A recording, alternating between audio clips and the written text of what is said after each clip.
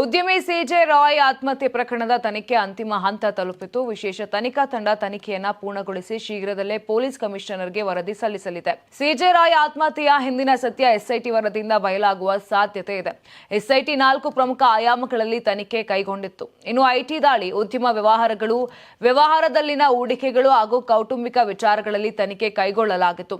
ಈ ಸಂಬಂಧ ಹಲವು ದಾಖಲೆಗಳು ಮತ್ತು ಕಡತಗಳನ್ನು ಎಸ್ಐಟಿ ಪರಿಶೀಲಿಸಿದೆ. ಅಲ್ಲದೆ ಕಚೇರಿ ಸಿಬ್ಬಂದಿ, ಅಧಿಕಾರಿಗಳು, ಐಟಿ ಅಧಿಕಾರಿಗಳು ಮತ್ತು ರಾಯ್ ಕುಟುಂಬದ ಸದಸ್ಯರು ಹಾಗೂ ಆಪ್ತರು ಸೇರಿದಂತೆ ಹಲವರ ಹೇಳಿಕೆಗಳನ್ನು ದಾಖಲಿಸಿಕೊಂಡಿದೆ.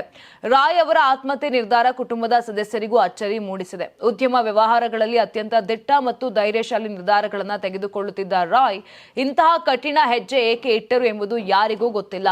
ಅವರ ಆತ್ಮಹತ್ಯೆಯ ಹಿಂದಿನ ನಿಜವಾದ ಕಾರಣ ಇನ್ನೂ ನಿಗೂಢವಾಗಿಯೇ ಉಳಿದಿದೆ. ಅಂತಿಮ ಹಂತದ ತನಿಖೆ ನಡೆಸಿರುವ ಎಸ್ಐಟಿ ತಂಡ ಕೆಲವೇ ದಿನಗಳಲ್ಲಿ ತನ್ನ ಸಮಗ್ರ ವರದಿಯನ್ನ ಸಲ್ಲಿಸಲಿದೆ. ಈ ವರದಿಯ ಮೂಲಕವೇ ರಾಯ್ ಆತ್ಮಹತ್ಯೆಯ ಇಂದಿನ ನಿಗೂಢ ಸತ್ಯಾಂಶಗಳು ಹೊರಬೀಳುವ ನಿರೀಕ್ಷೆ ಇದೆ.